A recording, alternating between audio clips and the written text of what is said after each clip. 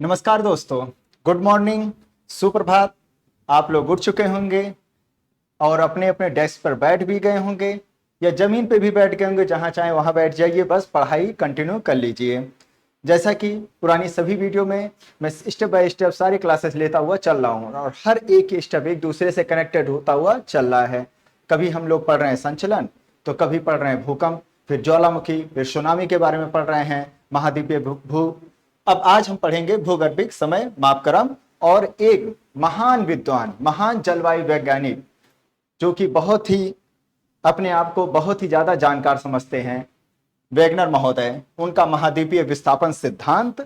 और इसके अलावा अगर आज की क्लास में हो सका तो सागर नित्तल प्रसरण सिद्धांत भी पढ़ेंगे, जो कि जियोमॉर्फोलॉजी में मोस्ट इंपॉर्टेंट टॉपिक्स हैं। बिना इसके ज्योग्राफी संभव ही नहीं है। तो इनके बारे में जानते हैं, कुछ लोगों के सिद्धांतों को समझते हैं और अपने भी सिद्धांत जोड़ देते हैं। जरूरी थोड़ा ना कि वही विद्वान बैठे हैं। अरे हम भारतीय कम है क्या किसी से? हम अपना सिद्धांत डालेंगे। क्यों, कुछ गलत कह रहा हूं क्या?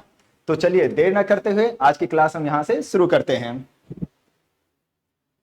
पहले तो हमारा प्रश्नकाल चल रहा है। ये संसद वाला प्रश्नकाल नहीं है, ये हमारे चैनल का प्रश्नकाल है और जिसमें सभी को उत्तर देना जरूरी है, क्योंकि इस प्रश्नकाल के बाद जो आप उत्तर देंगे वही यूपीएससी आप पर नोटिस करेगा, आपको नंबर देगा और आपको आईएएस पीसीएस जो भी चाहे आप पद ले लीजिए। वो तो आपका एक राइट है, छीन लीजिए ना यूपीएससी से। क्यों हमेशा रगड़ रहे हैं? उनसे छीनने की जरूरत है, ये आपका अधिकार है भाई कि जॉब छीनिए अब किसी तरह, समझ रहे हैं। और उसके लिए अपने आप में नॉलेज गेन करिए, अपने आप को इस काबिल बना दीजिए। मैं मूवी का डायलॉग नहीं बोल रहा हूँ 3 इडियट के, मैं जो नेचर बता रहा होता है मैं उसकी बात कर रहा हूं। कभी हारिए नहीं, कभी डरिए नहीं, हमेशा लड़ते रहिए और अपने अधिकारों के लिए लड़ते हुए आगे बढ़ते रहिए। क्योंकि जैसा कि आप देखते हैं, मौसम तो समय दर समय बदलता रहता है। कभी अब जैसे कि जून से लेकर के सितंबर का महीना कितना ज्यादा गर्मी का रहता है। हम लोग सोचते हैं कि मौसम चला जाए, इतनी गर्मी, इतनी उमस, ओहो एकदम परेशान, क्या करूं अब इसमें। अब तो मन करता है कि छोड़ छाड़ के चला जाऊं कहीं पर हिमालय में बैठकर 5-6 महीने तपस्या कर लूं, शायद थोड़ा मन ठंडा हो जाएगा। अरे हर जगह तपस्या करने की जरूरत नहीं होती है। वो हमको प्रकृति बता रहा होता है कि कभी बुरा वक्त भी चलता है तो कभी बसंत जैसा एक प्यारा सा वक्त भी आ जाता है, शरद ऋतु जैसा एक प्यारा सा वक्त हो जाता है। मैं अपना नाम नहीं ले रहा हूं, ये मौसम का एक नाम है, उसने भी देखिए मेरा नाम चुरा लिया है। तो इस प्रकार और एक समय फिर कड़ाके की ठंड आती है जिसमें आप कांपते रहते हैं। तो इस प्रकार ये समय हमको बताता रहता है कि आप कभी हारिए नहीं, किसी भी मुश्किल परिस्थितियों से कभी डरिए नहीं। हर एक कंडीशन आपको कुछ सिखाता है। अगर आपके अंदर वो क्षमता नहीं है तो समय आपके अंदर वो क्षमता डालता है, फिर आगे बढ़ाता है। क्योंकि ये हमारी लाइफ जो है एक हायरार्की के रूप में आगे बढ़ रही है। हर एक स्टेप अगर आप पढ़ेंगे सोशियोलॉजी में या आप नैतिक शास्त्र में पढ़ेंगे, दर्शन शास्त्र पढ़ेंगे, तो उसमें आप देखेंगे कई विद्वान हुए हैं, दुर्खाइम हुए हैं, काम्प्टे हुए हैं, इन सब का एक ही विचार हुआ था। और भी हमारी तरफ से कई विद्वान हुए हैं, उनका कहना था कि हमारी लाइफ जो एक हायरार्की के रूप में आगे बढ़ती है और हर एक स्टेप पुरानी स्टेप से हमेशा टफ ही होता है। अगर आप ये सोचें काश वही नर्सरी, केजी और फर्स्ट सेकंड वाला दिन आ जाए। अरे क्यों आ जाए भाई, अब तो आप आगे बढ़ चुके हैं, आपकी आकांक्षाएं बढ़ चुकी हैं, महत्वाकांक्षा आपकी बढ़ चुकी है। अब आप शादी करने के बारे में भी सोच रहे होंगे, बच्चे पैदा करने के बारे में सोच रहे होंगे, नई नई जगहों को टहलने के बारे में सोच रहे होंगे। तब क्या था, बस 1 रुपया मिल जाए, टॉफी ले लिया, काम खत्म। अब नहीं, दोस्त लोग हैं, पार्टी चाहिए, आज हमें तो पार्टी करनी है, ये सब चीजें चल रही होती हैं। तो ये लाइफ जो होता है हायरार्की के रूप में होता है। हर एक स्टेप पुरानी स्टेप से टफ होता ही है, उसको हमको बनाना है, हमको संवारना है। तो इसी के साथ हम शुरू करते हैं आज का ये क्वेश्चन। पुराने सारे वीडियो में, सारे क्या पिछले प्रीवियस एक दो वीडियो में आप देखे होंगे, प्लेट विवर्तन के सिद्धांत का मैंने बहुत ही अच्छा जिक्र किया था। पूरा टाइम मैंने अपना दिया था, 1 घंटा पूरा मैंने तो भूकंप, फिर उसके बाद प्लेट विवर्तन की सिद्धांत, फिर उसके बाद ज्वालामुखी। मैंने एक भी पॉइंट उसमें मिस होने नहीं दिया। अगर कुछ लग रहा हो कि मिस भी हो गया हो या आपके दिमाग में कोई सुर्खियां भी आ गई हो कि चल रहा है, तो प्लीज आप कमेंट के जरिए तो बताइए। क्या आपके हाथ में कुछ लकवा लगा है या हाथ में दही जमी है कि कुछ कमेंट भी नहीं करते हैं, कुछ लाइक भी नहीं करते हैं, तो गलत बात होती है ना। जब लाभ उठा रहे हैं तो अपने तरफ से भी तो कुछ इफर्ट करिए, तभी तो हम लोगों का मनोभाव बढ़ेगा कि नहीं बढ़ेगा, बताइए, आप ही बताइए। आप सोचते हैं कि आप ही का लाभ हो, हम लोग का भी थोड़ा लाभ कर दीजिए, समझ रहे हैं। काफी मेहनत इसके लिए करनी पड़ती है ताकि आपके दिमाग में वो बात घुस सके और दिमाग से फिर दिल में और दिल से फिर कहीं भी चला जाए, उससे मेरी मतलब नहीं है, फिर वो आप बायोलॉजी में पढ़ लीजिएगा।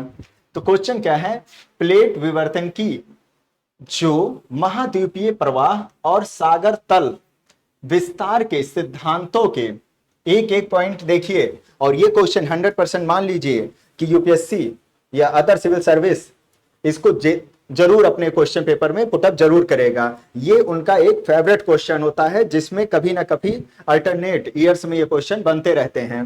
तो प्लेट विवर्तन की पहले तो आप क्वेश्चन के हिसाब से चलिए, एक बाई एक स्टेप से चलिए। आप बताइए कि प्लेट विवर्तन की सिद्धांत क्या होता है, किस बल की वजह से वो कार्य करता है। जैसा कि मैंने प्रीवियस वीडियो में बताया था, अंतर्जात बल बहिर्जात बल वर्क करता है, वो अब आप देखकर बताइएगा मुझे कौन सा बल वर्क करता है, उसकी गति धीमी है या तेज है, वो क्या होती है वो बताइए। फिर उसके बाद उसके कितने पार्ट होते हैं, पटल विरूपण संचलन क्या होता है, उसका एक छोटा सा खाका दीजिए और बताइए प्लेट विवर्तन की सिद्धांत, उसका एक छोटी सी लाइन के जरिए बताते हुए महाद्वीप प्रवाह और सागर तल विस्तार, जिसके बारे में मैंने आपको डायग्राम बनाया था कि महाद्वीपीय, महासागरीय और महाद्वीपीय, महाद्वीपीय इन सब की जो चट्टानें होती हैं, जो पटल होता है, जो इनका पूरा भूगर्भिक संरचना होती है, उनके बीच उनके घनत्व के आधार पर, उनकी मोटाई के आधार पर किस प्रकार कौन सी चट्टान बेंड हो रही है, इसको बताइए। जैसे कि मैंने आपको बताया था, महासागरीय चट्टानें जो होती हैं, महाद्वीपीय चट्टानों के क्या होती हैं, ये महाद्वीप आया और ये महासागर आया, बेचारा दोनों लड़े, खूब लड़े, अच्छे से लड़े, और लड़ने के बाद महाद्वीप, महासागर ने कहा मैं महाद्वीप आपके सामने नतमस्तक होता हूं, क्योंकि मेरा घनत्व बहुत ज्यादा है, मैं आपको झेल नहीं पा रहा हूं, मैं नीचे जा रहा हूं।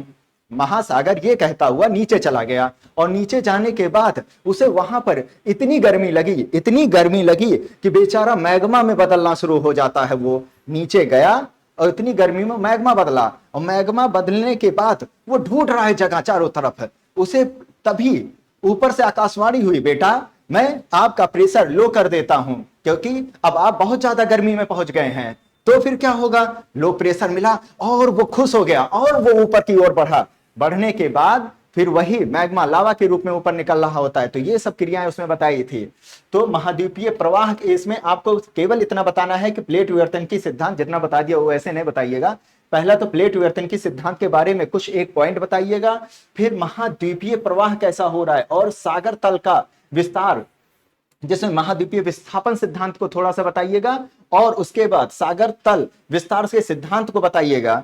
इसको बॉडी में रखिएगा, इंट्रोडक्शन में आप रखिए प्लेट विवर्तन को, बॉडी के पोर्शन में रखिएगा महाद्वीपीय प्रवाह सिद्धांत, सागर तल का विस्तार सिद्धांत, जिसमें आप जिक्र कर दीजिएगा कैसे चट्टाने किस बल की वजह से, संपीड़न बल या तनाव मूलक बल, उसका जिक्र करिए, और सागर वाले में तनाव मूलक बल वर्क कर रहा है, संपीड़न, उसका जिक्र करते हुए एक डायग्राम, प्यारा सा डायग्राम बनाइए ताकि आपकी तरफ एग्जामिनर खिंचा चला है। वो बताते हुए, उनके सिद्धांतों को बताते हुए, समायोजन का एक एकीकृत सिद्धांत है, इसको बताते हुए आप प्लेट विवर्तन की सिद्धांत को एक बार फिर से वहां पर पुटअप करते हुए समझा दीजिए। और फिर कई अभिलक्षणों और प्रक्रियाओं को स्पष्ट करता है जिन्हें हम पृथ्वी पर पाते हैं, चर्चा कीजिए। अब इसके कुछ अभिलक्षण और प्रक्रियाओं को बताना होगा आपको, जिसमें आप उसकी विशेषताओं का पूरा जिक्र करेंगे। ओके, तो अगर इसी दरमियान अगर आपको कोई भी सुर्खियां मिलती हैं तो इसका भी आप उसमें जिक्र जरूर करिएगा, और फिर एक प्यारा सा निष्कर्ष निकालते हुए आप अपने उत्तर को कंप्लीट कर दीजिएगा। एक बार आप एफर्ट करिए, कुछ इसमें त्रुटि पाई जाती है तो मैं आपकी पूरी हेल्प करूंगा। पहले तो आप एफर्ट करिए, फिर मैं इसके और डिटेल में आपको जानकारी दूंगा इस क्वेश्चन का। ओके, इतना जितना मैंने बताया है आप शोध करिए, समझिए, किताबें पढ़िए, हमारी वीडियोस को सुनिए, फिर आप एक आंसर लिखिए, और मैं तो बाद में बता ही दूंगा इसका पूरा एक अच्छा सा आंसर। अब चलते हैं, भूगर्भिक समय मापक्रम, जीवन का ये काल चक्र चलता ही रहता है। कुछ गाने वाने अगर आपके दिमाग में आ रहे हो तो गा भी सकते हैं, जीवन कोरा कागज कोरा रह जाएगा, ऐसा ही कुछ गा सकते हैं, क्योंकि समय जो होता है ऐसे ही चलता रहता है। कभी कोई आदमानव रह गया तो कभी कोई इंसान बन के निकल आया, कभी समुद्र में जीवन पनपा था तो कभी स्थल पर पनपने लग गया था, और कभी हमारा पूरी पृथ्वी गर्म थी, जल रही थी। जैसा कि आपका अभी बुरा वक्त भी चल रहा होगा, कुछ लोगों का सोच रहे होंगे कि क्या करूं, सब कुछ छोड़ दूं, कहीं चला जाऊं, नहीं। उसी प्रकार पृथ्वी भी कभी जल रही थी, बुरे स्थिति से गुजर रही थी, लावा था हर तरफ। और फिर उसके बाद कई परिघटनाओं के बाद, कई समय चक्र के बाद, कई इयॉन, इरा, पीरियड, एपेक के बाद उसमें चेंजेस होना शुरू हो गया। और फिर समय शुरू हुआ, एजोइक, फेनरोजोइक, ऐसे कई उनके पार्ट बनते हुए चले गए। प्री कैम्ब्रियन, कैम्ब्रियन, और उसके बाद आपको मिलेगा कई और भी, उसमें ऑर्डोविशियन चल रहा था, डेवेनियन काल चलने लगा था, फिर कार्बोनिफेरस काल चलने लगा था। तो इस प्रकार ये उसके उप विभाजन होना शुरू हो गया। ओके, और फिर इसी उप विभाजन के बाद नेक्स्ट उसका उप विभाजन हुआ, और एट लास्ट हमारा प्रेजेंट डे आया, जिसमें हम आज हैं। तो उसी के बारे में आज हम पूरे डिटेल में चर्चा करेंगे, समझेंगे। अभी तक आपने कोई भी वीडियो, कोई भी क्लास सुना होगा, लेकिन आज जो आपको मैं क्लास दिखा रहा हूं, ऐसा यूनिक क्लास आपको पहले कभी और किसी भी संस्था में ऐसा नहीं मिलेगा। ध्यान दीजिएगा, मिस कर दीजिएगा तो यह आपकी सबसे बड़ी भूल होगी। भूगर्भिक समय माप क्रम। अब देखिए, हमारा जो सबसे बड़ा जो समय है कहलाता है, समय काल का सबसे बड़ा जो इसमें क्षेत्र है वो क्रोन कहलाता है। इसका टाइम पीरियड सबसे बड़ा बोला जाता है। ओके, क्रोन, जिसे इयॉन भी कहा जाता है। अब जैविक घटकों की उत्पत्ति के आधार पर इसका वर्गीकरण किया गया।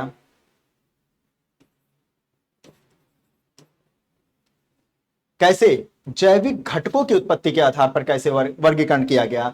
तो इसमें उन्होंने ये पता लगाया, जैसे कि हमारे जो भूगर्भवेत्ता हैं वो लोग आपस में बैठे, थोड़ा शोध किया, थोड़ा सा एक दूसरे से डिस्कशन किया, और फिर समझ में आया यार एक समय था तो कि जीवन था या नहीं था, और था तो कब था, किस समय था, कौन था उस समय धरती पर, क्या वायुमंडल था, क्या मौसम की क्रियाएं हो रही थी, क्या रीढ़ वाले जीव जंतु थे, क्या खनिज संसाधन डेवलप थे उस समय, क्या उस समय किसी भी प्रकार के उभयचर धरती पे थे।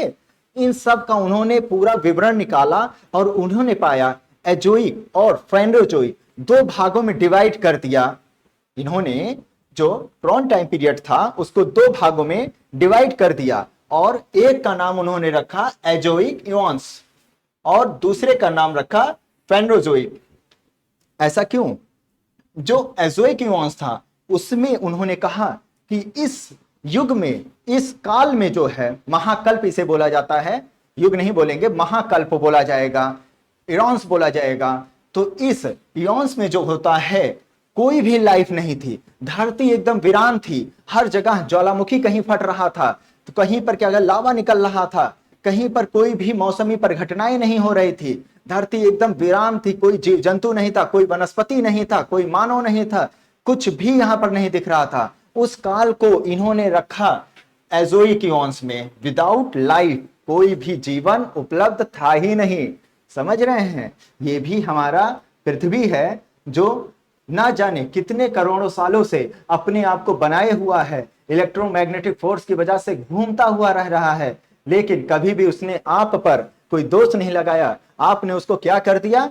दूषित करके रख दिया है। कोप 21 कर लेते हैं, कोप 26 कर लेते हैं, कोप 1 कर लेते हैं, UNFCCC ये लेकर आ रहा है, कन्वर्सन ऑफ बायोडाइवर्सिटी वो लेकर आ रहा है। क्या लेकर आ रहा है? क्यों लेके आ रहा है? क्या इसीलिए कि बस किताबों तक ही सीमित रह जाए?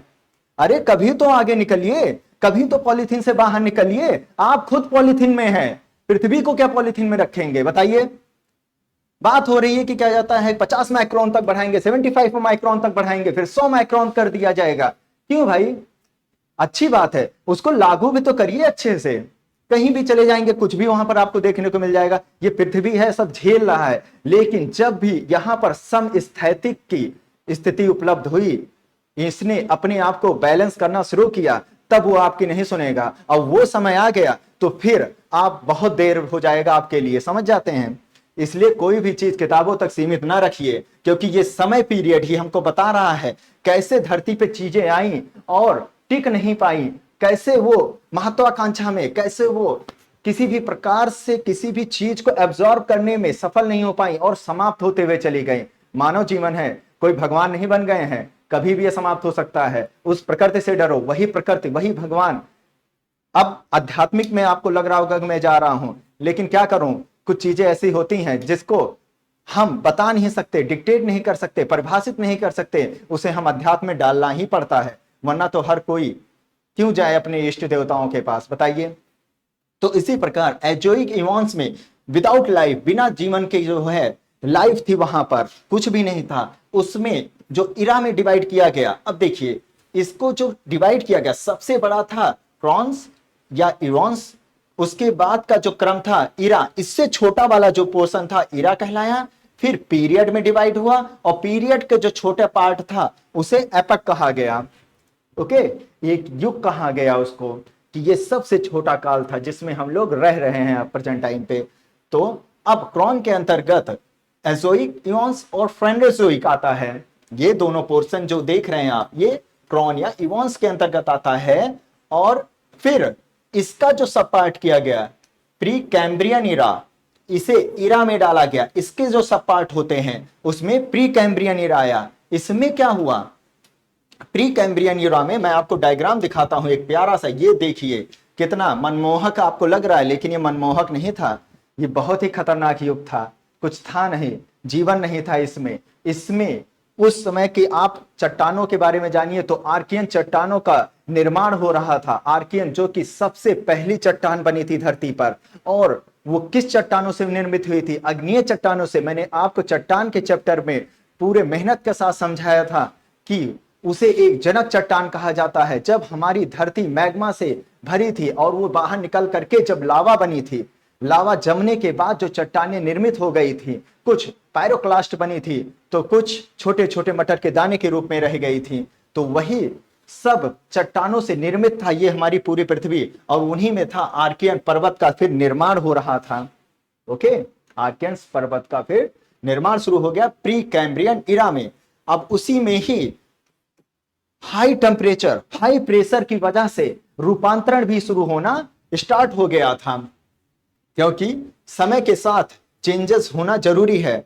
क्योंकि टाइम जो टेम्परेचर तो हाई था ही, टेम्परेचर हाई होने की वजह से मैग्मा का क्रिएशन हो रहा था, फिर प्रेशर लो होने की वजह से मैग्मा बाहर निकल रहा था। लेकिन संपीड़न बल वो कहां गया, संपीड़न बल इतना ज्यादा होने लगा कि उसकी प्रक्रिया की वजह से प्रेशर जो है वो बढ़ना शुरू हो गया। और जहां प्रेशर बढ़ना शुरू हो गया, वो चट्टाने जो अग्नेय थी, ग्रेनाइट जैसे चट्टाने, वो नीस में बदलना स्टार्ट हो रही थी, फिर संगमरमर बन रही थी, कुछ क्वार्जाइट चट्टानों में रूपांतरित होना स्टार्ट हो गई थी। तो इस प्रकार आपको प्री कैम्ब्रियन इरा में जो होता है आर्कियन पर्वत का निर्माण होते हुए दिखेगा, रूपांतरित चट्टानों का निर्माण होते हुए दिखेगा। और साथ ही साथ ये बताइए, चट्टानों में मैंने आपको बताया था, क्या अग्नेय चट्टानों में आपको जीवाश्म मिलेगा? थोड़ा सा तो गैस करिए। अगर कोई चीज जला दी जाए अच्छे से तो जीवाश्म कहां से रह जाएगा उसमें? फिर जीवाश्म रहने के लिए उसका सड़ना जरूरी होता है। ओके, जैसे कि अगर आप खाना रख दे अपना, वो तो आप रखेंगे नहीं, अरे भर ले जल्दी जल्दी उसको। तो खाना अगर रख दिया तो अरे बाप रे तो सड़ गया, समझ गए हैं, और सड़ गया तो आप सोचेंगे अब तो हम इसमें से पेट्रोल और डीजल भी बना सकते हैं। इतना मूर्ख हो क्या कि उससे आप पेट्रोल डीजल बनाना शुरू कर देंगे? अरे कई सालों की ये क्रिया होती है धरती के अंदर। जो कभी भी वनस्पतियां थी या जीव जंतु थे, वो जब सड़ गल के अंदर ही अंदर वो उसमें अपघटन होना शुरू हो गया। छोटे छोटे कीटे उसमें अपना काम कर रहे थे, आप नहीं करने बैठे थे, छोटे छोटे अपघटनकारी। ये मैं आपको इन्वायरमेंट में पढ़ाऊंगा, अभी ना खुश होकर बैठ जाइएगा, क्योंकि इन्वायरमेंट एक ऐसा टॉपिक है जिसके पढ़ करके तो आप कहेंगे वाह लाजवाब है ये इन्वायरमेंट। फिर उसमें अपघटन की क्रिया के बाद वही सारी चीजें सड़ने के बाद बन जाती हैं किसमें? कुछ प्राकृतिक गैस बन जाएंगे, कुछ बन जाएंगे क्रूड ऑयल में कन्वर्ट होना शुरू हो जाएंगी, और कुछ कोयला में निर्मित हो जाएंगी।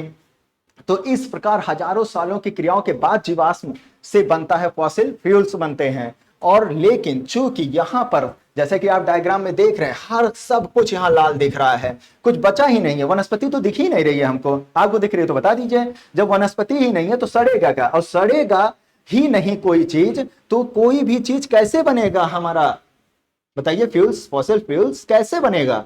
इसमें आपको मिलेगा वो खनिज तत्व, जैसे कि सोना मिल गया, चांदी मिल गई, ओके, सिल्वर, गोल्ड हो गया, लौह अयस्क हो गया, बॉक्साइट हो गया, ऐसी सारी चीजें आपको, मैग्नीज हो गया, ये सब आपको मिलेंगी। ओके, अब आप सोना गोल्ड समझ करके ये इसमें घुस मत जाइएगा कि अरे भगवान मुझे प्री कैम्ब्रियन युग में भेज दीजिए, मैं वहां से सब कुछ निकाल लाऊंगा। अरे ऐसा है क्या? इतना आसान होता है कोई चीज? जाकर पूछ लीजिए वहां कर्नाटक वालों से, कर्नाटक की सरकार से, कितना कठिन होता है अग्नि चट्टानों को खोदने में, कितना मुश्किल आता है। पूछ लीजिए उस तमिलनाडु की सरकारों से कि कैसे पानी का दोहन नीचे से करने में क्या हालत हो जाती है, कितनी कठोर चट्टाने हैं, टैंक का निर्माण करके उससे पानी का इस्तेमाल किया जाता है। और बेचारे जब कावेरी नदी सूख जाती है, या कावेरी नदी सूखने नहीं, सॉरी कावेरी माता, मैं आपके सूखने की बात नहीं कर रहा हूं, मैं ये कह रहा हूं कि जब कभी पानी का प्रवाह वहां पर कम हो जाता है तो फिर वही चेन्नई जो है वो कम पानी के चपेट में प्यासे ही हालत में रहती है। ये न्यूज कितना सुर्खियों में चला था। तो ये सब जो है हमारे भौगोलिक दृश्यों से संबंधित होता है, वहां की मौसम परिघटनाओं से संबंधित होता है, इन्हीं चट्टानों पर वो डिपेंड कर रहा होता है जिसमें आज हम लोग जीवित हैं। उसमें आपको जीवाश्मों का टोटली अभाव दिखेगा। समुद्र में रीढ़ विहीन जीव आपको देखने को मिलेंगे। उस समय आपको रीढ़ वाले जीव जंतु नहीं मिलेंगे। आप कभी भी कुछ देखे होंगे, कुछ कुछ कीड़े मकोड़े देखे होंगे, जीव जंतु, उनको मसलने के लिए मैं नहीं कर रहा हूं फिलहाल। अगर आप मसल के आप देखेंगे तो उसमें किसी भी प्रकार की हड्डी नहीं दिखेगी आपको, कुछ वैसे तब पनपे थे। अमीबा हो गया और भी कई छोटे छोटे कीट हो गए, तो ऐसे कुछ वहां पर पनपना शुरू हो गए थे। उनमें रीढ़ का, हड्डियों का जो है बैकबोन बिल्कुल भी नहीं था, और भी किसी भी प्रकार का उनमें बोन नहीं था। तो ये वो युग था कि समुद्र में, ध्यान दीजिएगा इस पॉइंट पे, समुद्र की बात कर रहा हूं, अभी स्थल पर कुछ भी नहीं पनपा है। स्थल देखिए एकदम लाल पड़ा हुआ है। समुद्र ठंडा था, पानी था, समझ रहे हैं। पैंजिया, पैंथालिसा, तब एक पैंथालिसा समुद्र हुआ करता था, सागर हुआ करता था बहुत बड़ा, वो पूरा भरा हुआ था। जो आजकल प्रशांत महासागर देख रहे हैं, कुछ वही था वो। अब आप सोचने मत बैठ जाइएगा अरे तब एक ही समुद्र में सब समा गया था। हाँ, वैसा ही कुछ था उस समय। तो स्थल पर आपको कहीं भी कोई डांस करता हुआ नहीं दिखेगा कि आप पता चला यहां पर डांस करते हुए कोई दिख जाए। सब कुछ समुद्र के अंदर था और वहां पर रीढ़ विहीन था कि जैसे थे बस ऐसे ऐसे रेंगते हुए कहीं भी चले जाते थे, और जीव रहित स्थल पूरा भाग था। तो ये था प्री कैम्ब्रियन युग। समझ गए ना अच्छे से? अब फिर से हम बैक आते हैं। ये था एजोइक इवॉन्स, जिसमें मैंने आपको बताया था प्री कैम्ब्रियन इरा के बारे में। अब दूसरा होता है विद लाइफ। अब जीवन का उद्गार हो रहा है धरती पर, नए नए जीव जंतु आ रहे हैं, वनस्पतियों का विकास होना शुरू हो जा रहा है, मौसम में चेंजेस होना शुरू हो जा रहे हैं। कहीं उभयचर दिख रहे हैं तो कहीं स्थल पर मानव या अन्य जीव जंतु दिख रहे हैं, तो कहीं रीढ़ वाले जीव जंतुओं का विकास होना शुरू हो गया है। अब ये काल जितने भी रखे गए थे वही रखे गए थे फेनोजोइक, जो कि विद लाइफ कहा गया। अब इसमें क्या हुआ, इसको डिवाइड किया गया। अब क्रॉन या इॉन्स का सब पार्ट क्या था, इरा था। इरा को डिवाइड किया गया छोटे छोटे पार्ट में। क्रॉन का छोटा पार्ट इरा था, जिसको डिवाइड किया गया पैलियोजोइक, जो फेनोजोइक था, पैलियोजोइक, मीसोजोइक, सीनोजोइक। ओके, 3 इरा में इसे डिवाइड किया गया, पैलियो, मीसो और सीनोजोइक में। इसमें फिर सब पार्ट इसका स्टार्ट होना शुरू हुआ। पैलियोजोइक का सब पार्ट स्टार्ट होना शुरू हुआ।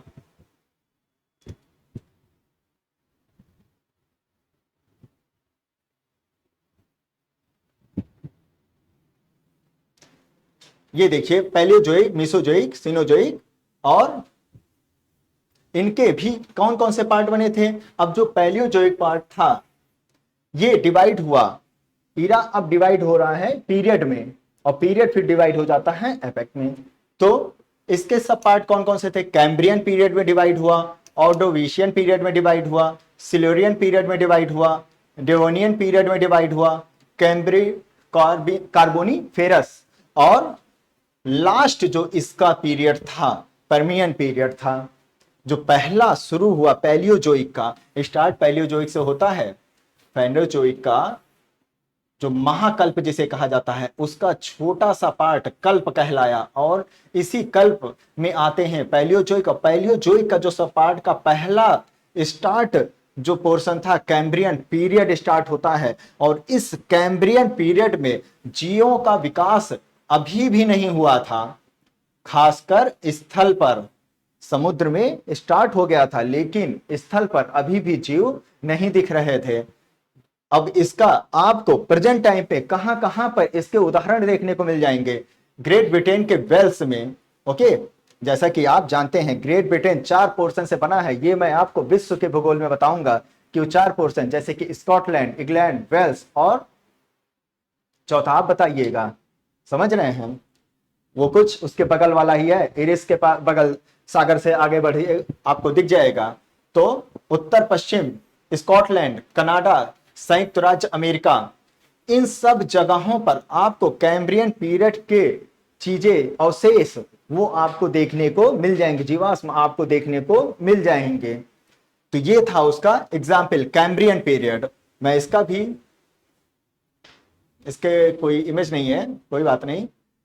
तो कैम्ब्रियन पीरियड के बाद शुरू होता है ऑर्डोविशियन पीरियड। ये कैसा पीरियड था? इसमें वनस्पतियों का विस्तार केवल अभी भी सागरों तक सीमित था। अभी भी कोई भी जीव जंतु सागर को छोड़कर धरती पर आने को तैयार ही नहीं है। न कैम्ब्रियन पीरियड में देखा गया, न ऑर्डोविशियन पीरियड में देखा गया, और कोई जलवायु का कटिबंध भी नहीं देखा गया, जैसे कि 0 डिग्री हो गया, 90 डिग्री हो गया, 30 डिग्री हो गया, और किस प्रकार कहां पर जलवायु कैसे डिवाइड थे, वो सब अभी भी नहीं देखे जा रहे थे। तो ये ऑर्डोविशियन पीरियड चल रहा था उस समय का। और उसके बाद अब शुरू हो जाता है रीढ़ वाले जीवों का काल स्टार्ट, वो था सिल्यूरियन पीरियड। इसमें अब आपको रीढ़ वाले डिस्को करते हुए जानवर मिल जाएंगे, जो कि आराम से कहीं पर भी घूमते फिरते दिख जाएंगे। लेकिन अभी भी ये भी समुद्र में ही हैं, बाहर नहीं निकले हैं। बाहर अभी भी उनको गर्मी शायद लग रही होगी, इसलिए नहीं निकले हैं, समुद्र ठंडा पा गए थे। रीढ़ वाले जीवों के किस्मों का विकास हो रहा है, प्रवाल जीवों का भी विकास हो रहा है। प्रवाल भित्ति, जिसके बारे में, कोरल रीफ, जिसके बारे में मैं आपको जलवायु के साथ साथ उसमें कुछ और भी उसके जो प्रकार हैं उसमें मैं बताऊंगा। प्रवाल भित्ति कितने टाइप के होते हैं, भारत में या विश्व में, वैश्विक दृष्टि से कहां कहां पर ये फैले हुए हैं। प्रवाल भित्ति एक ऐसा टॉपिक है जो कि बहुत ही मोस्ट इंपॉर्टेंट ये टॉपिक है, उसको मैं जरूर कवर करूंगा। तो प्रवाल जीवों का विकास होना शुरू हो गया था, और पहली बार अब बर्थडे पार्टी मना रहा है वनस्पति। धरती पर अब वनस्पतियों का समय शुरू हो गया है। छोटे छोटे से लेकर के बड़े बड़े वनस्पतियां अब निकलना स्टार्ट हो गई हैं। सोचिए, पहली बार धरती पर सोचिए वनस्पति निकल रही है, कितना मनोहर लगा होगा वो दृश्य। हर जगह कहीं भी पॉल्यूशन नहीं आपको मिलेगा। एक नई किलकारी मारते हुए पहली सूरज की पहली किरण के साथ पहला कोपला फूटा होगा एक पौधे का। सोचिए, पूरी पृथ्वी पर एक कोपला फूटा होगा, वो कितना अच्छा लगा होगा उस समय। फिलहाल तो कोई मानव उस समय था नहीं, कोई जीव जंतु था नहीं, जो भी थे सब समुद्र में समाये हुए थे। तो वो पीरियड था सिल्यूरियन पीरियड।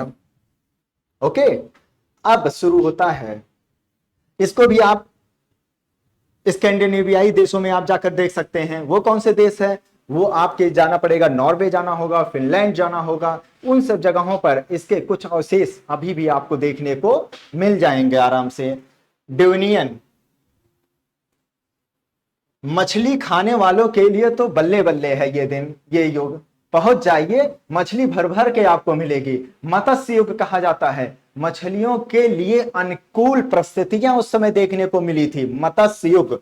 डेवोनियन, मछलियों ने कहा वाह, ये युग है मेरा, ना मानव है ना कोई चीज है जो मुझे खा सके, मैं तो अपने ही स्टाइल में डांस करूंगा, फिर तो कोई भी मछली हो। उनको किसी भी प्रकार के ना तो जाल की टेंशन थी, ना तो किसी भी प्रकार के, वो क्या होता है जिससे आप मछली पकड़ते हैं, जो भी धागा होगा जो भी होता है, उसके जरिए उनको किसी भी प्रकार का कोई टेंशन नहीं था। ये था मत्स्य योग, और जिसमें कई जगहों पर ये अभी भी मछलियों का अच्छा, जैसे कि पेरू के तट के समीप जब कभी एल नीनो ये इन सब की दशाएं स्टार्ट हो जाती हैं, कभी कभी समुद्र भी, अब इसे मैं ओशनोलॉजी चैप्टर में बताऊंगा कि कैसे समुद्र अपने अंदर की जो खनिज तत्व होता है, जो उनके अन्य जीव जंतुओं के लिए अनुकूल होता है, उस चीजों को कैसे वो अपलिंक कर रहा होता है, ऊपर की ओर ला रहा होता है, और ऊपर की चीजों को वो अंदर कैसे ले जा रहा होता है, डाउन की तरफ कैसे ले जा रहा होता है, और जो ऊपर लेता है उसमें क्या पोषक तत्व रहते हैं जो मछलियों के लिए जरूरी होते हैं, अन्य जीव जंतुओं के लिए जरूरी होते हैं, वो पूरा विवरण आपको मिलेगा। इसके लिए आपको जाना पड़ेगा पेरू के तट के नजदीक, और वहां पर आप देखेंगे मछलियों का एक जमावड़ा जब एल नीनो बन रहा होता है तब। इसके अलावा आप अमेरिका के फंडे की खाड़ी में, मैं तो उसे फंडे कहता हूं कि वाह, मछलियां ही वहां पर आपको देखें, फिलहाल मैं नहीं, जो भी मछली खा रहे होते हैं उनके लिए मैं कह रहा हूं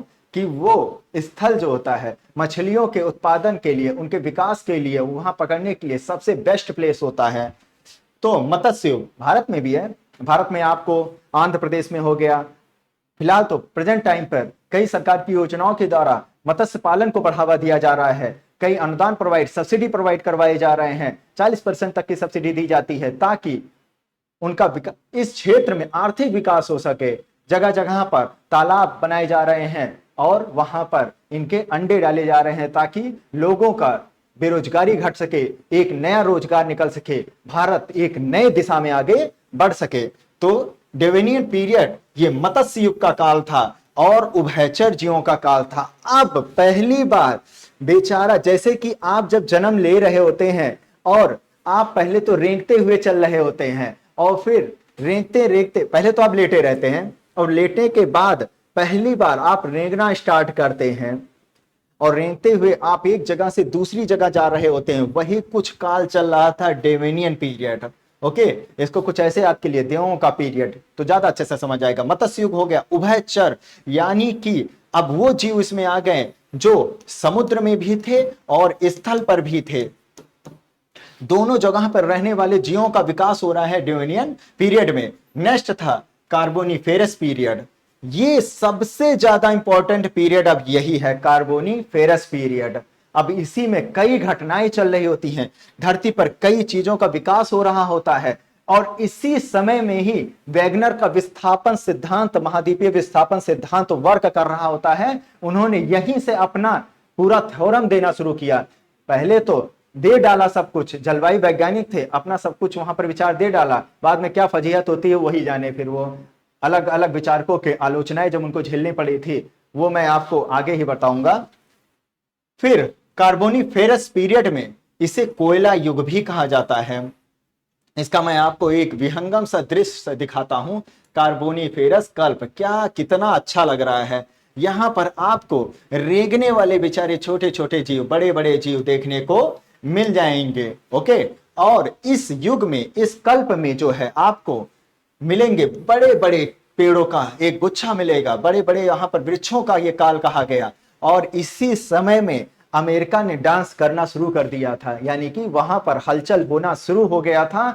अमेरिकी प्लेट जो होता है विस्थापित होना शुरू हो चुका था। अब वो बाकी से महाद्वीपों से अपने आप को अब तोड़ना शुरू कर दिया था। ये वही कार्बोनिफेरस युग था।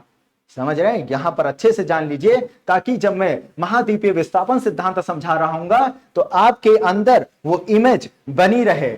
इमेज बनना बहुत जरूरी है, इसीलिए किताबें तो आप बहुत पढ़ते हैं, बुक्स बहुत देखते हैं, नोट्स बहुत देखते हैं, जो इमेज बनाता है ना वो कहीं और नहीं बन रहा होता है। और इसमें तो आपको मन कर रहा होगा कि यहीं पर ही जाकर रैन बसेरा कर ही लिया जाए। ओके, तो जो जोड़े वाले हैं थोड़ा सावधान रहें, इसमें कुछ खतरनाक जीव जंतु भी होंगे, फिर तो दिक्कत हो जाएगी ना, कहां कहां भागते फिरते पड़ेंगे आप। तो ये था अमेरिकन हलचल। इस समय अमेरिकन प्लेटें अन्य यूरेशियन प्लेटें और अफ्रीकन प्लेटों से अपने आप को तोड़ रही थी। बड़े वृक्षों का काल चल रहा था और गोंडवाना चट्टानों का उदय हो रहा था। ओके, गोंडवाना चट्टानें जहां पर कोयला जैसे अन्य चीजों का विकास हो रहा था, कार्बनिक चीजों खनिजों का विकास हो रहा था, ये वही काल था, गोंडवाना चट्टानों का उदय हो रहा था। यहां पर कोयले का युग कहलाता है, कोयले का विकास हो रहा था। ओके, और रेंगने वाले जीवों का ये काल था। तो ये था कार्बोनिफेरस कल्प। ओके, अब हम फिर से बैक चलते हैं और फिर लास्ट वाला जो था वो पर्मियन पीरियड था। यहां के बाद से फिर समाप्त हो जाता है, फिर और ज्यादा इसमें विकास होना शुरू हो जाता है। तो ये ज्यादा इंपॉर्टेंट नहीं रहता है, तो जो ज्यादा इंपॉर्टेंट नहीं है उसके बारे में जानना भी उतना जरूरी नहीं है। और फिर शुरू होता है, ये मैंने आपको सब कुछ बता दिया, कैम्ब्रियन पीरियड। अभी भी इन दोनों में जीवों का विकास नहीं हुआ है, जो भी हुआ है समुद्र के अंदर ही हुआ है। सिल्यूरियन पीरियड, पहली बार वनस्पति आपको देखने को मिल रहा है यहाँ पर, और रीढ़ वाले जीवों का विकास हो रहा है। और फिर डेवनियन, देव जैसे कि यहाँ पर मछलियों, उभयचरों का विकास हो रहा है। कार्बोनिफेरस, जिसे कोयला युग भी कहा जाता है, उसका विकास यहाँ पर हो रहा है। और लास्ट अगर कहा जाए पैलियोजोइक इरा का, तो वो था पर्मियन काल। फिर शुरू होता है मीसोजोइक। पैलियोजोइक इरा के सब खंडों में टूटने के बाद नया कल्प शुरू होता है, मीसोजोइक इरा। अब इसका भी कई छोटे छोटे स्टेप में डिवाइडेशन होना शुरू हो गया था। Triassic, Jurassic, Cretaceous period, Jurassic movie की बात मैं नहीं कर रहा हूं, लेकिन अगर मूवी भी आपने देख रखी होगी तो कोई दिक्कत की बात नहीं है, क्योंकि आप समझ ही जाएंगे कि उस युग में क्या रहा होगा। गैस करिए क्या रहा होगा। जाहिर सी बात है वही रहा होगा जो आपको एक ही नजर में देखे और आपका भक्षण कर ले पूरी तरीके से, वही था वो। और फिर इसके बारे में मैं आपको बताता हूं। ये देखिए कितने प्यारे प्यारे जीव हैं, हम तो प्यारे ही कहेंगे, कहां से बेचारे कितने अहिंसक हैं ये सब, कभी भी हिंसा के लिए कुछ करते ही नहीं हैं। इनका बस चले तो ये तो भाईचारा निभाने के प्रेरित रहते हैं कि लाओ भाई, ये देखिए ये महाशय यहां से आ रहे हैं और ये महाशय यहां से आ रहे हैं, कहे मैं तुमको नहीं खाऊंगा, आओ हम लोग मिल करके समाज का विकास करते हैं। ये कुछ ऐसे ही लोग थे, जैसा कि आज के प्रेजेंट टाइम में भी कुछ लोग ऐसे ही दिख जाते हैं। बाकी तो आप समझदार है ही हैं। ओके, तो ये टाइम था ट्रेसिक, जुरासिक और क्रिटेशियस युग। इसमें जो होता है ट्रेसिक युग में अभी भी डायनासोर का विकास नहीं हो पाया था, जस्ट स्टार्टिंग ही हो रही थी यहाँ पर। ओके, जीव जंतु अब धरती पर नजर आना शुरू हो चुके थे। इस युग में जो है आपको रेंगने वाले, चलने वाले जीव जंतु साफ साफ दिख जाएंगे ट्रेसिक युग में। और फिर जुरासिक युग, अब इन दोनों युग में भी वैगनर का महाद्वीपीय विस्थापन सिद्धांत वर्क कर रहा था। उन्होंने कहा कि इन दोनों युगों में मैं बताता हूं क्या हुआ था, कि जो भी गोंडवाना लैंड का हिस्सा था, मैं भी इस पूरा डायग्राम बता दूंगा आपको, वो पूरा टूट रहा था। पूरे जो हमारा पैंजिया था उसमें से वो टूट रहा था और बना रहा था एक अलग महाद्वीप, एक अलग देश और एक अलग जो भी, जैसे कि आइसलैंड हो गया, वो सब बन रहा था उस समय। ओके, तो ये सब क्रियाएं स्टार्ट हो गई थी ट्रेसिक पीरियड और जुरासिक पीरियड में। और जुरासिक पीरियड में ही आपको बड़े बड़े डायनासोर, उड़ने वाले डायनासोर, सब कुछ वहां पर देखने को मिल जाएंगे। ट्रेसिक पीरियड में आपको कुछ जंगली बड़े बड़े फूल देखने को मिलेंगे वहां पर।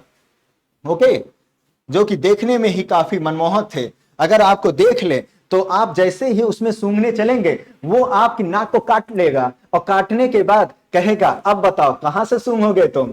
वो काल था ट्रेसिक पीरियड। और फिर जुरासिक पीरियड, जो कि आपके अपने चहेते, अपने दोस्त, ये भाई बंधु थे, उसमें मिल जाएंगे। और इसके बाद शुरू होता है क्रिटेशियस पीरियड। इस क्रिटेशियस पीरियड में वैगनर महोदय कह रहे थे कि अटलांटिक महासागर का विकास हो रहा है उस पीरियड में। और इस पीरियड के खत्म होते होते तक ये बेचारे भोले भटके अहिंसक प्रजाति के जो जानवर आप देख रहे हैं, इसको लिख मत लीजिएगा, हिंसक ही होते हैं, ये वर्ड डिस्क्लेमर में डाल दीजिएगा।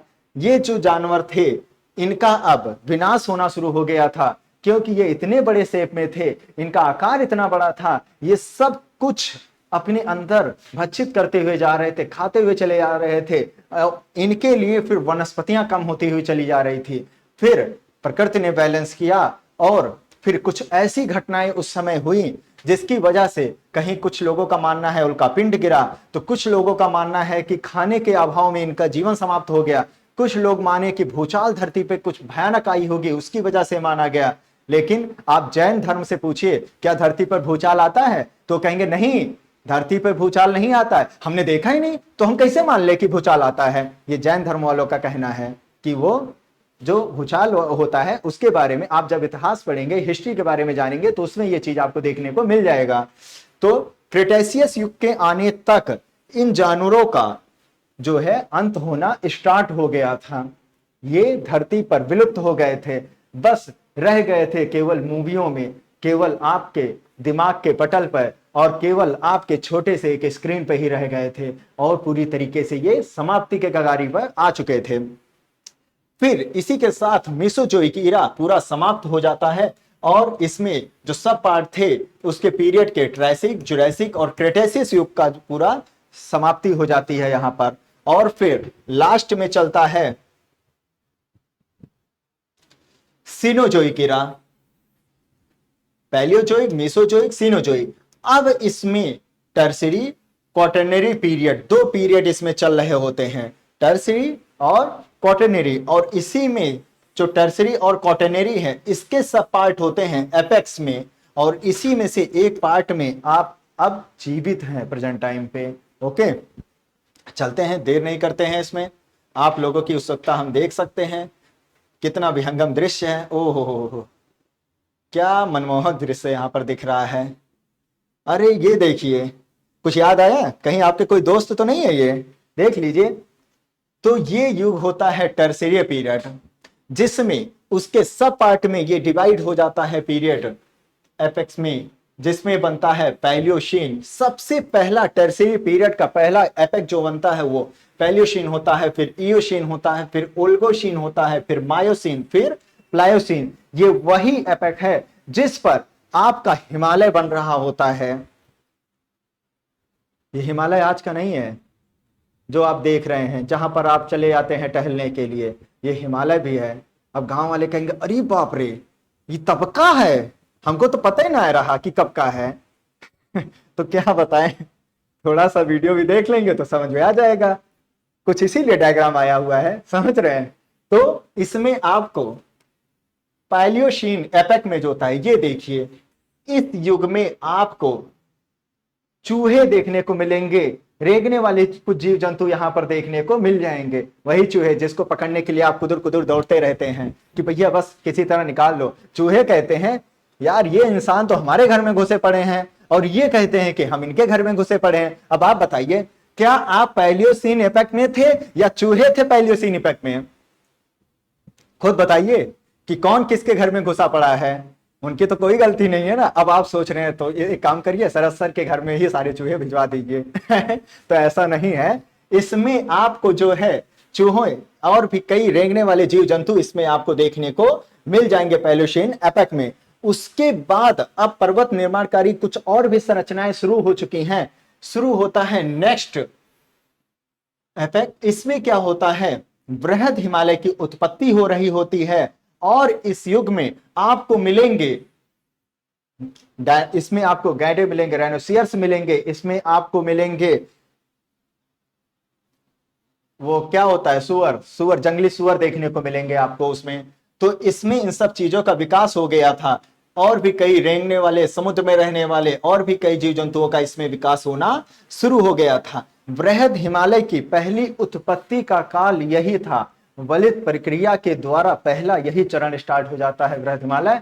तब उस समय इतना बड़ा नहीं रहा होगा जिस पर आज एवरेस्ट जैसी चोटियां हैं, कंचनजंगा जैसी चोटियां हैं, और भी कई प्रकार के, नंदा देवी हो गए, नामचा बरवा हो गया, कई प्रकार की चोटियां आपको जो दिख जाती हैं, मैकाले हो गए, ये सब उसी युग में धीरे धीरे बनता हुआ चला गया। एट लास्ट वो एक पीक का नाम ले लिया। पर्वत रचना वाला चैप्टर पढ़िएगा, कितना अच्छे से मैंने उसमें आपको समझाया है कि पर्वत कैसे बनता है और कैसे आप एक पर्वत को डिफाइन कर सकते हैं।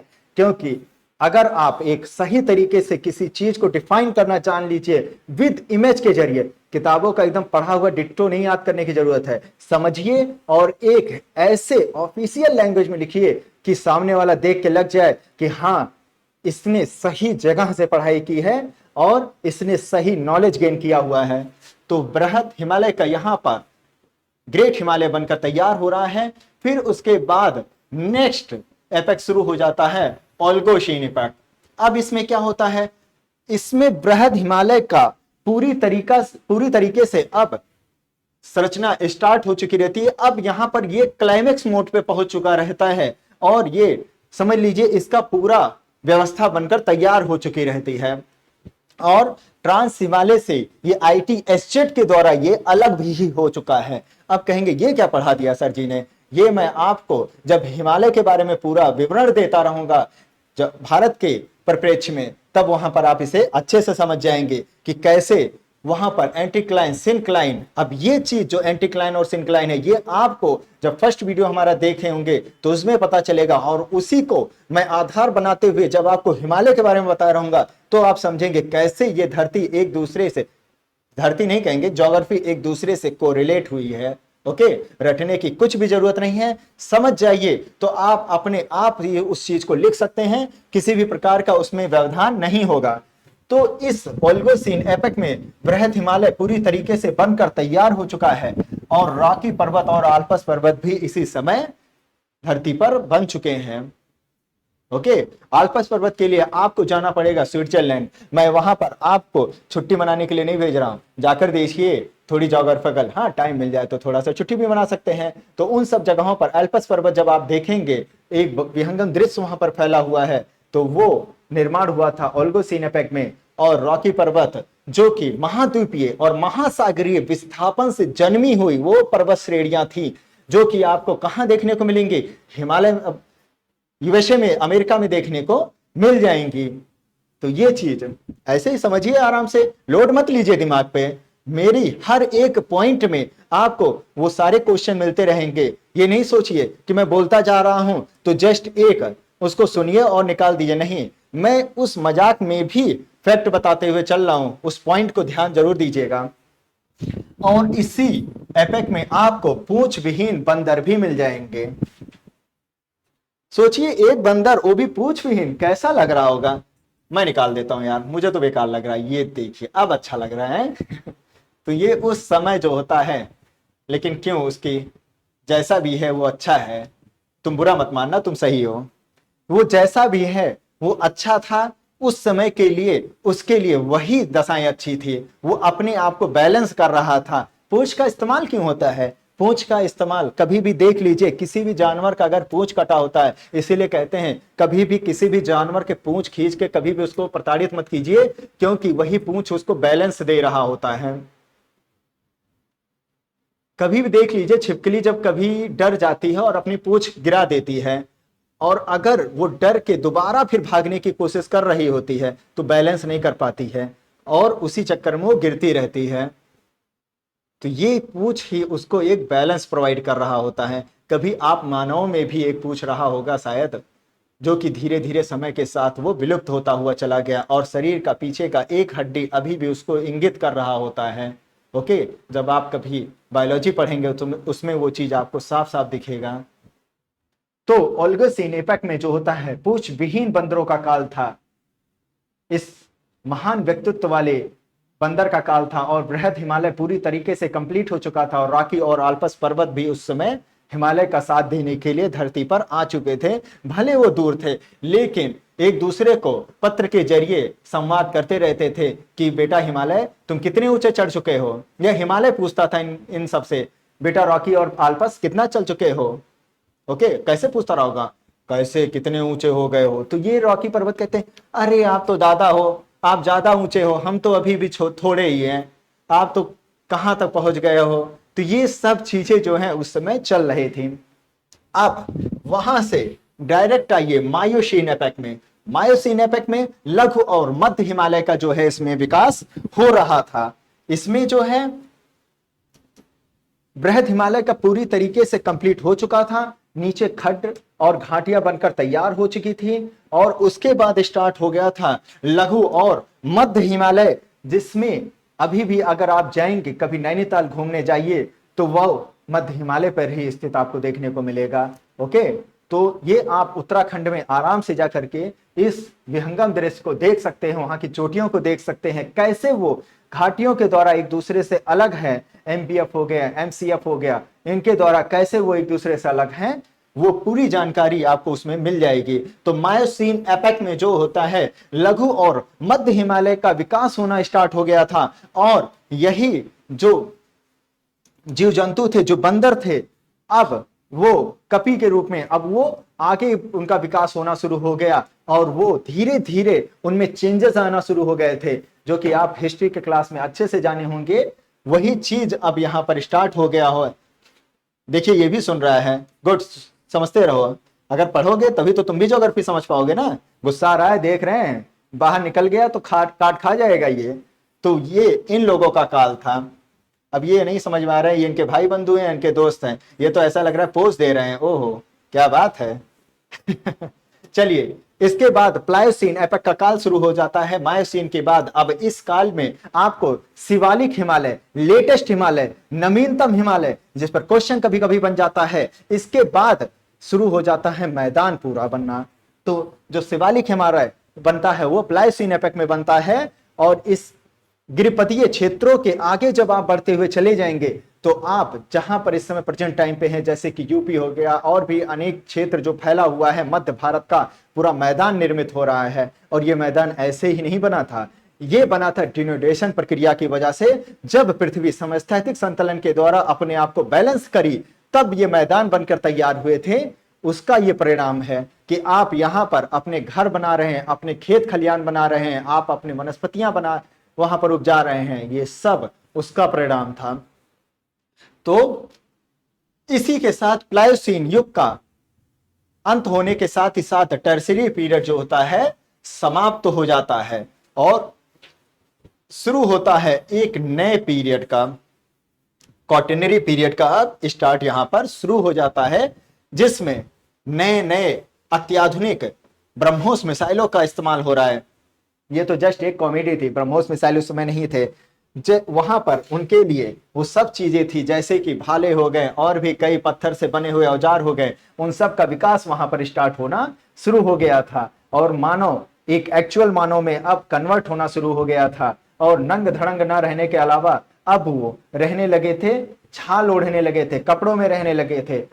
और ये डांस कर रहा क्या कर रहा है, ये कुछ तो कर रहा है, ये जो भी कर रहा है, ये खाना बनाने लगा या कुछ भी करने लगा। ये देखिए, सबसे कामदार इंसान तो ये लग रहा है, आराम से लेटा हुआ है। हमको तो लग रहा है कहीं ये मोबाइल ना चला रहा हो, यहाँ किनारे वीडियो सुन रहा होगा कि चलो थोड़ा सा वीडियो सुन लेते हैं, क्लासेस ही ले लेते हैं ज्योग्राफी का। और ये महोदय कह रहे हैं कि बेटा थोड़ा सा पढ़ाई कर लो, तभी कुछ बन पाओगे आगे, IAS PCS तभी बनता है इंसान। तो इस प्रकार इस युग का शुरुआत हो जाती है। ये देखिए पूरा डायग्राम, आप क्वाटरनरी पीरियड आप यहां पर स्टार्ट हो गया है। प्लेस्टोसीन और होलोसीन एपक का इसमें आपको समावेश दिखेगा। और इसी होलोसीन में अब आप रह रहे हैं। अब आप इसमें से गेस कर लीजिए आप क्या बनना पसंद करेंगे। फिलहाल तो अब आपके पास कपड़े हो गए होंगे, इस समय इनके पास बस वादियां थी और रहने के लिए इनके पास क्या कहा जाता है, झोपड़ियां थी। और खाने के लिए कंद मूल फल के अलावा और भी कई प्रकार के अब जो कृषि करने लगे थे वो था। ये लोग बर्गर और पिज्जा बना के नहीं खा रहे थे उस समय, समझ रहे हैं, कि सोच रहे हैं ये जरूर कुछ खा रहा होगा। नहीं, ऐसा कुछ नहीं है। उस समय अब हल्का हल्का विकास होना शुरू हो गया है। तो ये है हमारा प्लेस्टोसीन एपक और होलोसीन एपक। और ये प्रेजेंट टाइम पे अब हमारा चलता चला जा रहा है। और अब हम नई अत्याधुनिक युग में अब इंटर मार चुके हैं। और इसका अभी सुर्खियों में ही जिक्र हुआ था शायद 2019 या 20 में, जिसमें अब मानव जो है अधिक विकास कर चुका है। अब यहां पर अब आपको मिलेगा आर्टिफिशियल इंटेलिजेंस का विकास देखने को मिलेगा, जिसके बारे में अब आपको क्वेश्चन घुमा के कैसे भी पूछा जा सकता है कि तब की तुलना में आज के परिप्रेक्ष्य को बताते हुए अपने आंसर को वर्णन कीजिए। मतलब कुछ इसी प्रकार के क्वेश्चन। अब आप सोचिए कि यूपीएससी कैसा क्वेश्चन आपके सामने रख सकता है, क्योंकि ये युग है डिजिटल युग में अब एंट्री मार चुका है। अब डिजिटल युग में आपको शायद आगे चलकर कभी ऐसा प्रकृति ना देखने को मिले। हर जगह आपको केवल आर्टिफिशियल पेड़ पौधे या आर्टिफिशियल खाना तो नहीं कहेंगे क्योंकि वो तो आप खा नहीं पाओगे आर्टिफिशियल के, चलो भाई उसी को ही खाना स्टार्ट कर दें। तो इस प्रकार शुरू हो जाता है होलोसीन युग के बाद अति मानवतावाद युग का स्टार्ट हो जाता है। ये था हमारा पूरा एक टाइम जोन। कैसा लगा हमारा ये टाइम जोन का पीरियड? आशा करता हूं कभी आप भूलेंगे नहीं इस टाइम पीरियड को। ओके, अब हम शुरू करते हैं महाद्वीपीय विस्थापन सिद्धांत के बारे में। थोड़ा सा इसके बारे में भी मैं आपको समझा देता हूं। किसने दिया था? एक रूप से मैंने टाइम पीरियड में इसका जिक्र करते हुए मैंने आपको चला ही था।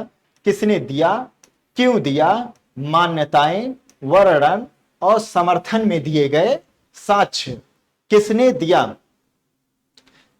इसको दिया है एक जलवायु वैज्ञानिक जिसका मैंने जिक्र कर दिया था, वेगनर महोदय ने थे जलवायु वैज्ञानिक, और दे डाला उन्होंने युगों के आधार पर पूरा विवरण दे डाला कि कैसे महाद्वीप का विस्थापन हुआ था। चट्टानों के आधार पर उन्होंने पूरा विवरण दे डाला। ओके, जिसके बाद उनकी काफी किरकिरी सी हो गई थी।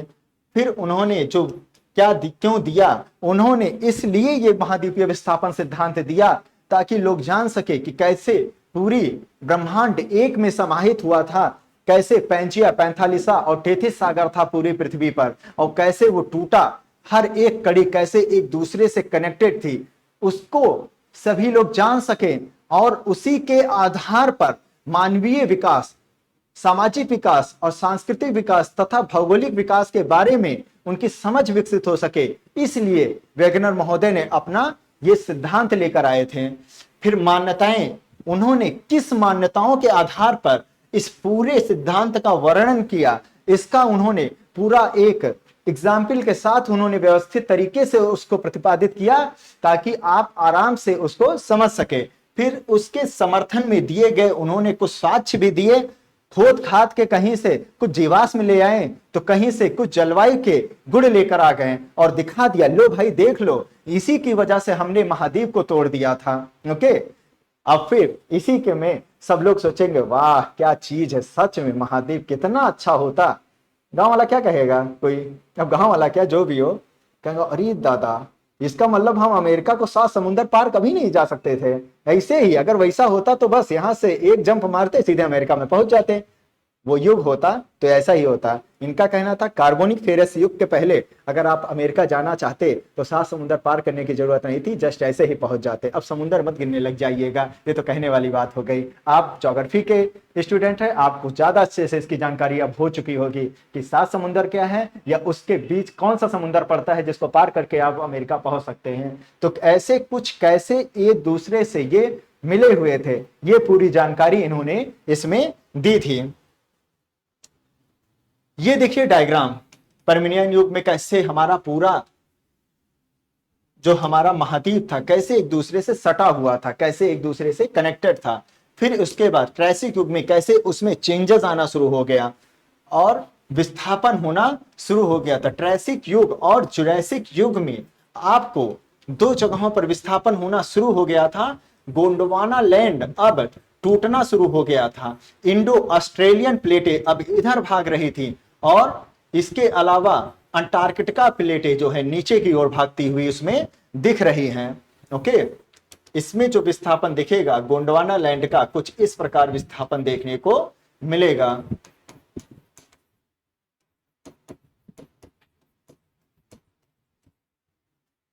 और फिर पहले तो मैं आपको यह बता देता हूं कि इनका सिद्धांत जो था वो कैसे उन्होंने किस आधार पर दिया था। पहले इनका मानना था पूरी पृथ्वी एक गोल पिंड है और इसी पिंड के अंतर्गत जो है ये कुछ सारे द्वीप जो हैं एक दूसरे से इंटरकनेक्टेड थे।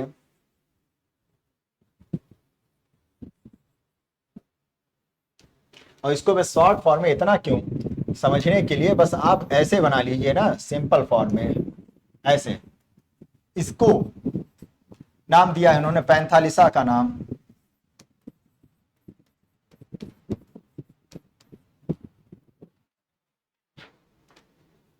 ये जो आप देख रहे हैं ये पूरा समुद्र है।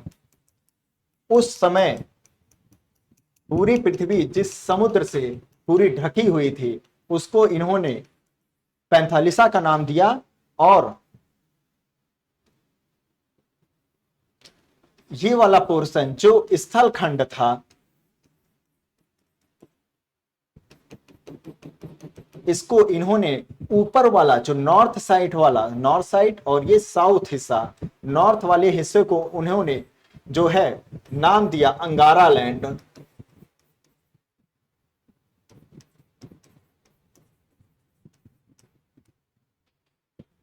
अंगारा लैंड। और नीचे वाले साउथ पोर्शन को उन्होंने नाम दिया गोंडवाना लैंड।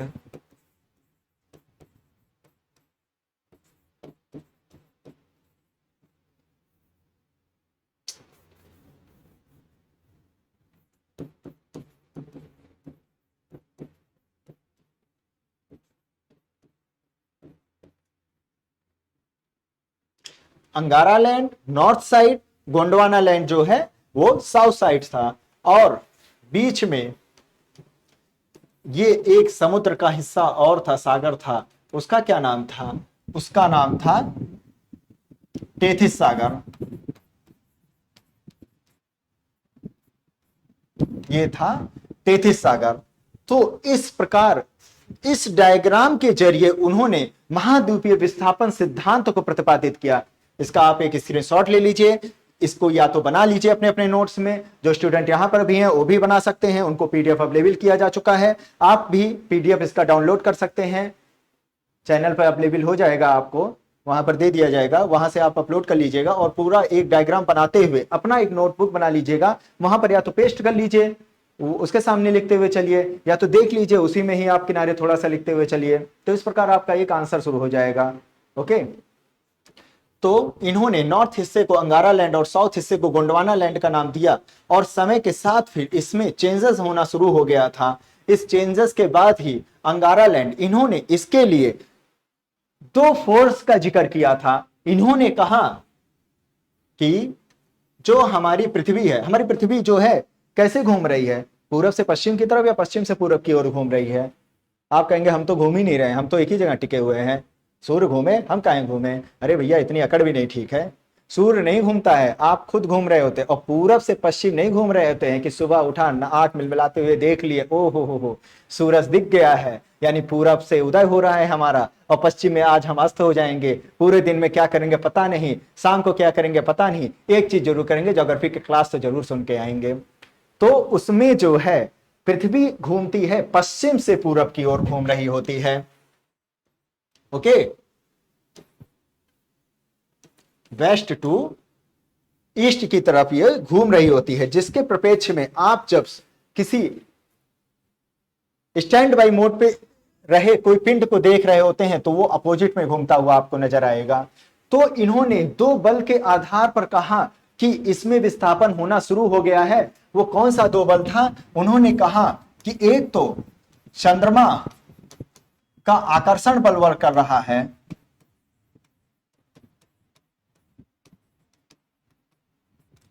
चंद्रमा तो खुश, ओहो मेरा भी आकर्षण बल है पृथ्वी पर, इतना बड़ा पृथ्वी और मेरा आकर्षण बल, खुश हो गया। सोचिए छोटा सा उपग्रह पृथ्वी, कितना बड़ा ग्रह, ये तो वही बात होगी कि एक चींटी एक पूरे हाथी को अपनी ओर खींचते हुए आ रही है। तो चंद्रमा ने कहा धन्यवाद वेगनर साहब, आपने मुझको इतनी इज्जत दे दी कि आपने बता दिया कि मेरे आकर्षण बल की वजह से मैं पूरे अमेरिका को अपनी तरफ खींच रहा हूं। उन्होंने बताया कि चंद्रमा के आकर्षण बल से जो अमेरिकी प्लेट थी वो पश्चिम की ओर खींचते हुए जा रही हैं, ये उनका कहना था। अब आप ये ना सोचिएगा, सर से ये क्वेश्चन पूछ लेते हैं कि पूरब में भी तो खींच सकती थी, उत्तर में भी तो खींच सकती थी। वैगनर महोदय से जाकर पूछ लीजिए, और उसके लिए तो आप आगे क्या बताऊं, धरती पे नहीं है वो, अब वो जहां है वहीं पर ही वो बता सकते हैं, क्या पता नया जन्म न ले लिया हो। हिस्ट्री में देखेंगे पुनर्जन्म का सिद्धांत, बौद्ध जैनिज्म सब कुछ वैसा भी चल सकता है, या वैदिक युग में जो भी चलता था। तो आकर्षण बल का इन्होंने एक एग्जाम्पल दिया, और दूसरा जो पृथ्वी घूर्णन कर रही होती है उसकी वजह से जो उस पर गुरुत्वाकर्षण बल वर्क कर रहा होता है,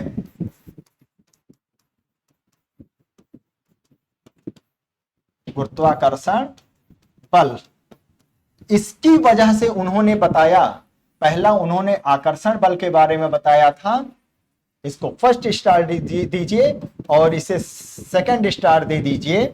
बुरा मत माना गुरुत्वाकर्षण बल, मैं आपकी इज्जत करता हूं, क्योंकि आप है तो हम टिके हुए हैं, आप नहीं होते तो हम उड़ रहे होते।